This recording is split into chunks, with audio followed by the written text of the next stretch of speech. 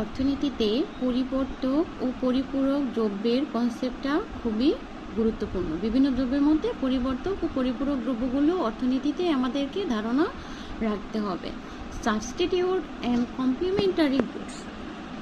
আজকে আমরা আলোচনা করব সাবস্টিটিউট গুডস, মানে পরিবর্তক দ্রব্য কি, পরিবর্তক দ্রব্য কাকে বলে, পরিবর্তক দ্রব্য জিনিসটা কি।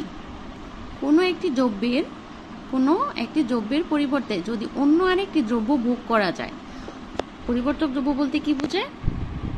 কোনো একটি দ্রব্যের পরিবর্তে যদি আমরা অন্য আরেকটি দ্রব্য ভোগ করতে পারি, অর্থাৎ কোনো বিশেষ দ্রব্যের অভাব যদি অন্য দ্রব্য ভোগের মাধ্যমে পূরণ করা সম্ভব হয় বা সম্ভব করা হলে সংশ্লিষ্ট দ্রব্য দুটিকে বিকল্প বা পরিবর্তক দ্রব্য বলা হয়ে থাকে। সাবস্টিটিউট গুডস বলতে কি বোঝায়? কোনো একটি দ্রব্যের পরিবর্তে যদি অন্য আরেকটি দ্রব্য আমরা ভোগ করতে পারি, অর্থাৎ কোনো একটি দ্রব্যের পরিবর্তে অন্য একটি দ্রব্য ভোগের মাধ্যমে যদি আমাদের তৃপ্তি চলে আসে, তাহলে তাকে পরিবর্তক বা বিকল্প দ্রব্য বলা হয়ে থাকে। যেমন চিনির পরিবর্তে গুড় ভোগ করা যায়।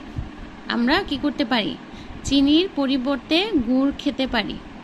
তার মানে আমরা চিনির পরিবর্তে গুড় ভোগ করতে পারি। আবার চা পানের অভাব কফি পান দ্বারা পূরণ করা যায়। চিনির পরিবর্তে আমরা গুড় খেতে পারি। আমাদের চায়ের পিপাসা লাগলে আমরা কি করতে পারি? কফি খেয়েও সেটার পিপাসাটা আমরা পূরণ করতে পারি। এভাবে